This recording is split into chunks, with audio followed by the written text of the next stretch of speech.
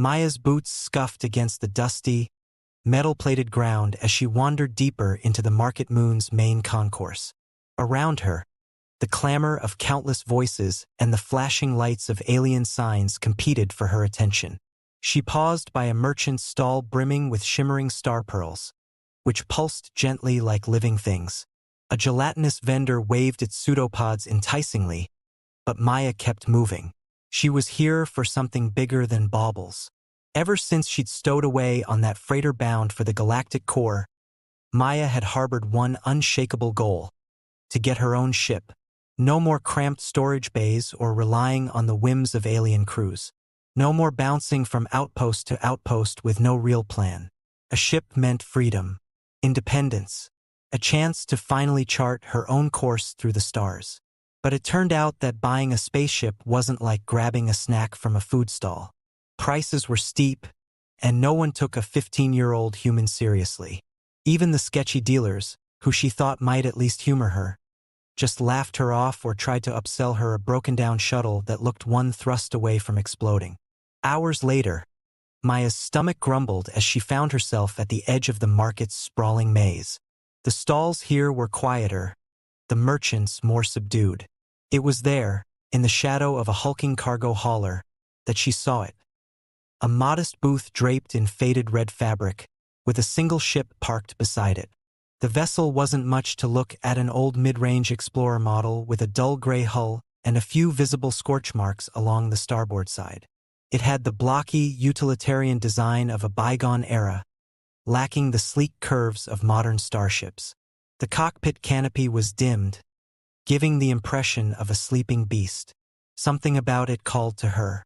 The merchant behind the booth was an alien unlike any Maya had seen before. Its elongated body shimmered faintly, a translucent sheen shifting over intricate, scale-like ridges.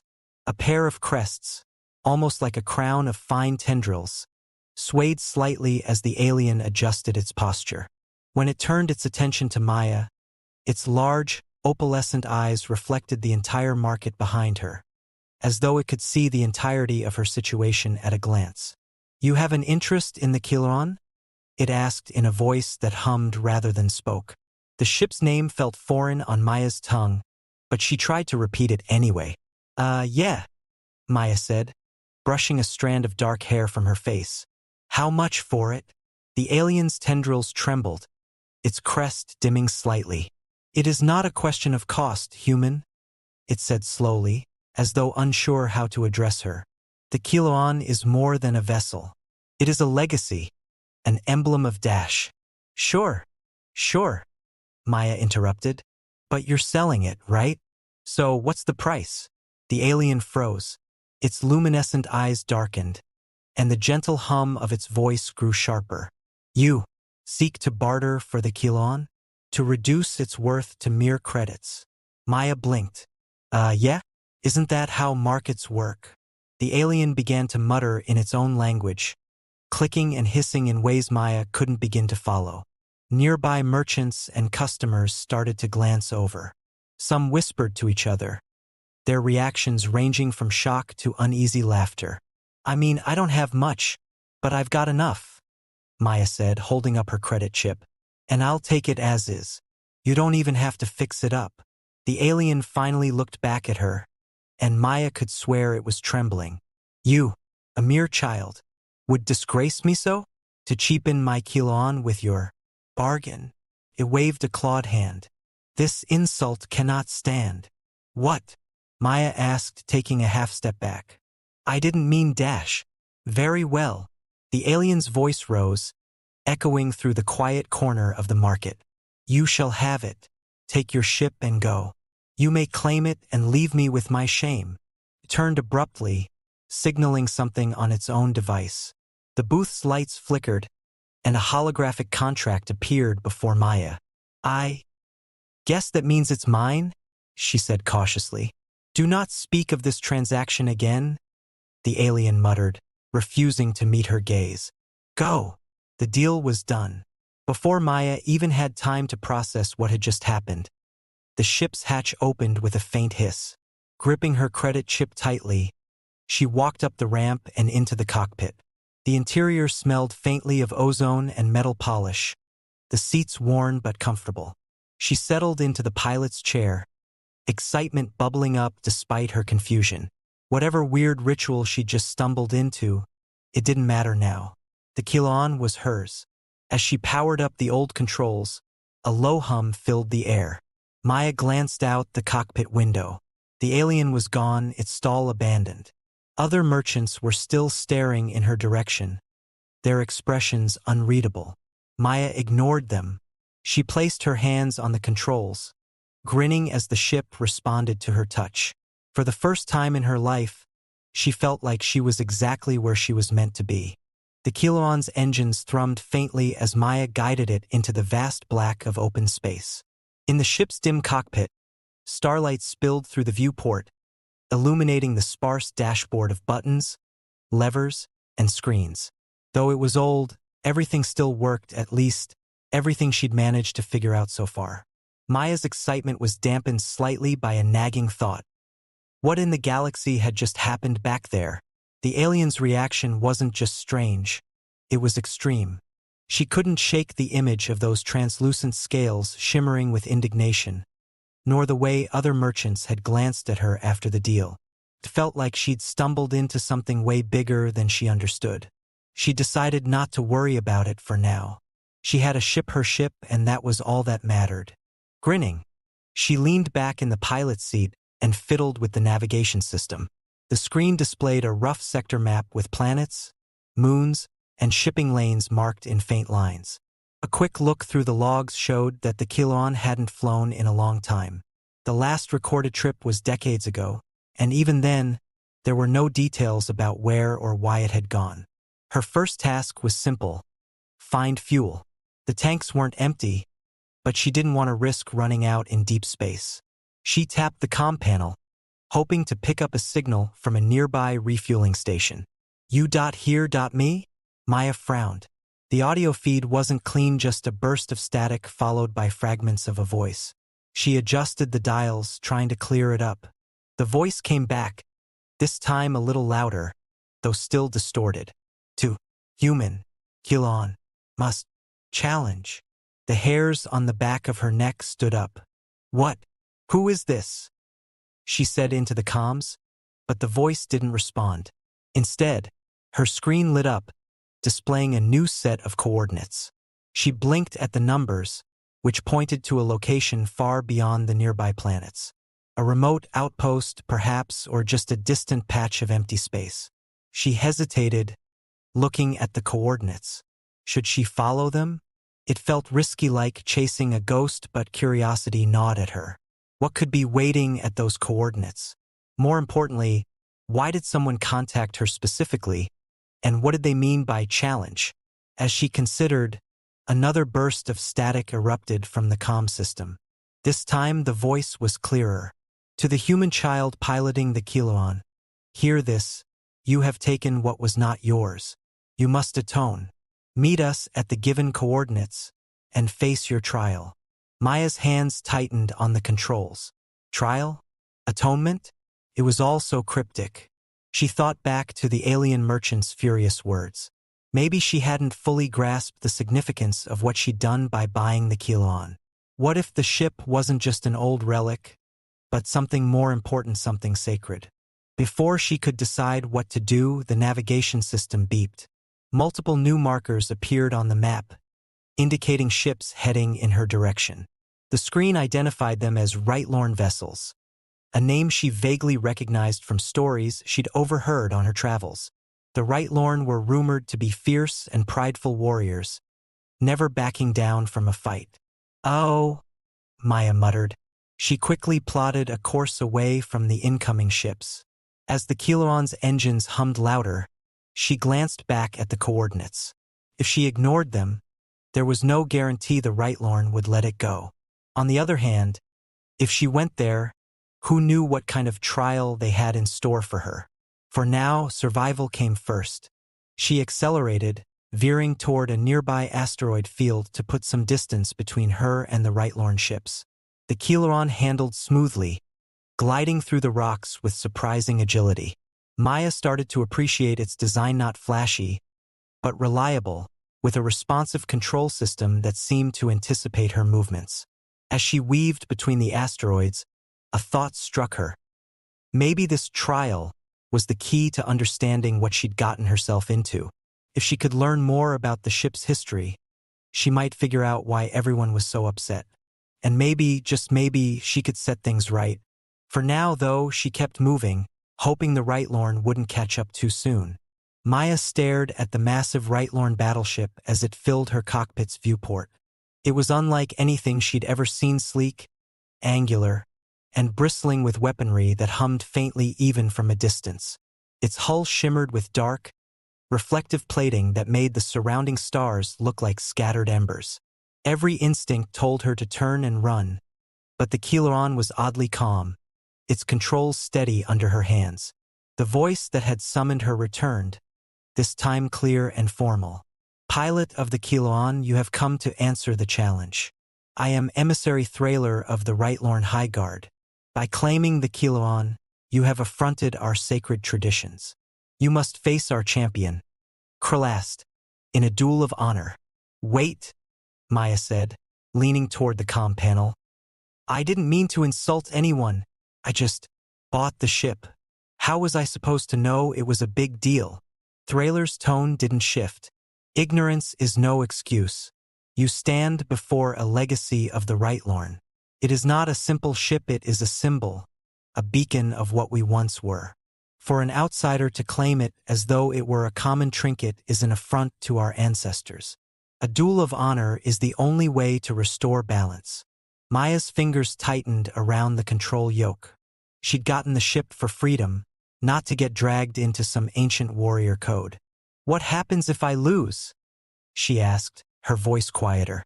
"Then you relinquish the Kiloan, and it returns to Rightlorn custody," Thrailer said, as if the answer were obvious.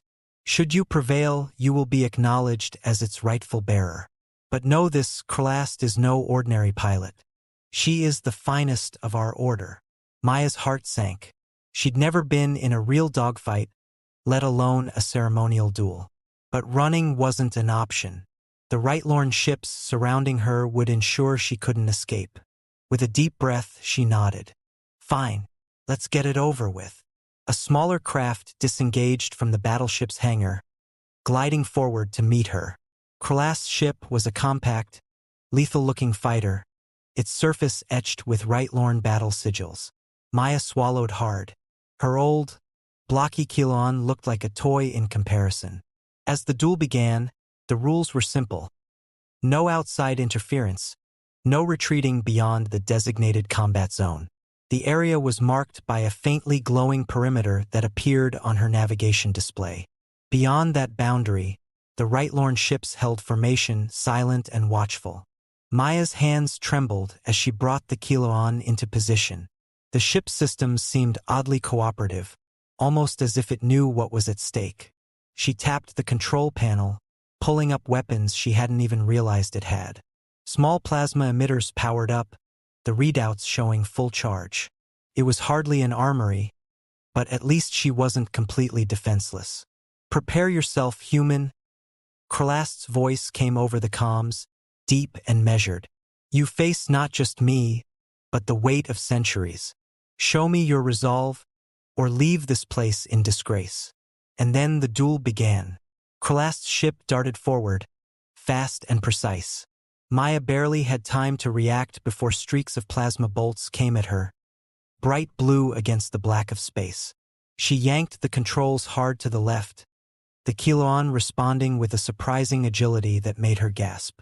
The old ship might not have looked impressive, but it handled far better than she'd expected. Still, Krelast's skill was obvious. The Rightlorn fighter wove through her counterfire with ease, landing glancing shots on her shields. Maya grit her teeth, pushing the Kiloan harder, faster. Her hands moved almost without thinking, dipping, weaving, spinning the ship in desperate maneuvers to keep out of Krelast's sights. Then she noticed something strange. The ship seemed to be anticipating her movements. The controls responded so quickly and smoothly that it felt like the Kiloan was guiding her as much as she was flying it. When she aimed at Kralast's fighter, the targeting reticle adjusted just slightly, leading her shots in a way that improved her accuracy. Maya started to find her rhythm. She ducked behind a small cluster of asteroids, using them as cover before surprising Kralast with a flurry of plasma fire. A few shots connected, and for the first time, the Right-Lorn pilot hesitated. Maya pressed her advantage, pushing forward, forcing Kralast to scramble for a new angle.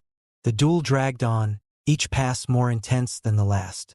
Both ships showed signs of wear-scorched hull plates, flickering shield indicators. Maya was drenched in sweat, her hands cramping from gripping the controls so tightly. But she was still flying. The Kilon was still fighting. Finally, after what felt like an eternity, Maya saw an opening. Kralast veered too sharply, leaving a brief gap in her defenses. Maya seized the moment, firing a concentrated burst. The shots landed squarely, disabling the Right-Lorn fighter's weapons and propulsion. Silence filled the comms as Kralast's ship drifted, power down. Maya let out a shaky breath. Her own ship systems were barely holding together, warning lights blinking all over the dashboard. But she'd done it. She'd held her own. Thrailer's voice returned, solemn and steady. The duel is concluded. You have fought with determination. Human. The Kilon remains yours.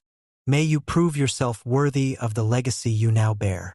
The Right-Lorn ships withdrew, vanishing into the void one by one. Kralast's disabled fighter was retrieved by a smaller vessel, and the massive battleship slowly turned away. Maya slumped back in her seat, staring at the flickering lights on the control panel. She'd survived the trial, but deep down, she knew this was only the beginning of her journey. Maya floated in the Kilron's cockpit, her hands hovering over the control console as the stars drifted past. The rush of the duel had faded, replaced by a strange quiet. Outside, the black void stretched endlessly, but inside, the ship felt alive. Not in the sense of an artificial intelligence or some sentient system. It was more subtle, like the ship had a presence, a purpose she didn't yet fully understand. She turned back to the navigation panel, where the recent duel's location still flickered. It hadn't been a battle so much as a test, one she'd barely passed. The Right-Lorn were gone now, but they'd left behind a message that stuck in her mind. May you prove yourself worthy of the legacy you now bear. Legacy. Maya had never thought of herself as someone tied to any kind of legacy. She was just a kid who'd scrambled from port to port, doing whatever it took to get by. Now she'd inherited something older and more important than she could have imagined. The Kilon wasn't just a ship, it was a piece of history. She dove into the ship's logs, hoping to learn more. Most of the entries were encrypted, the text scrambled into a language she didn't know. But a few entries were translated, and what they revealed made her sit up straighter. The Kilon had once been a diplomatic vessel. It was commissioned by the Right-Lorn long ago, during a time when their empire wasn't known for war, but for peacekeeping. Back then, the Right-Lorn had been mediators, sent to resolve disputes between rival species before conflicts could erupt. The ship's design, though sturdy, wasn't built for combat. It was built to endure long journeys, harsh conditions, and tense negotiations. The records described it as a symbol of trust, an emblem of neutrality that no one dared challenge. It was, in essence, a traveling embassy. Over centuries, that identity shifted. The Right-Lorn became warriors, their reputation for negotiation replaced by tales of legendary battles. The Kilon was retired, seen as a relic of a past that no longer fit their martial ethos. When Maya had offered credits for it, she hadn't just insulted the seller, she'd unknowingly touched on the Right-Lorn's internal conflict about what they used to be and what they had become. This ship's more famous than I am, Maya muttered, shaking her head. The Kilon wasn't a bargain bin junker she'd picked up on a whim. It was a piece of cultural heritage, a reminder of a time when strength was measured by the ability to prevent war, not fight it. Her comm panel beeped, startling her out of her thoughts. A new message blinked on screen, a text-only transmission with no sender ID. Bearer of the Kilon, The galaxy needs your ship once more.